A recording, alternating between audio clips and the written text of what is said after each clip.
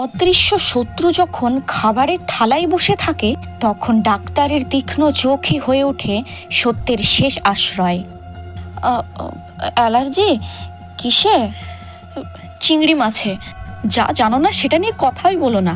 মা অন্বেষা, তোমার কাকাবাবুর বাদামে অ্যালার্জি ছিল। সে তোমার খুব কাছের বান্ধবী হওয়ার কারণে এই বাড়িতে প্রায় যাওয়া আসা লেগেই থাকতো আমার, তাই এই ব্যাপারটা আমারও জানা ছিল।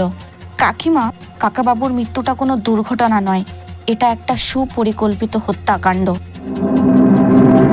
এটা কোনো বিষের মাধ্যমে নয়, ওনার মৃত্যু হয়েছে অ্যানাফিল্যাক্টিক শকে।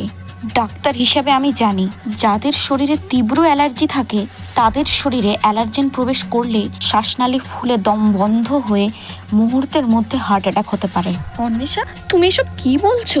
আমি তো পোস্তের বড়া বানিয়েছিলাম, বাবা তো ছোটবেলা থেকেই ওটা খান। বৌদি, কিন্তু তাতে তো আর বাদাম বাটা দেওয়া থাকতো না। এসব তোমার কল্পনা। পোস্ত আর বাদাম বাটা তো দেখতে একই রকম, তুমি প্রমাণ করতে পারবে না যে আমি ওতে বাদাম দিয়েছি।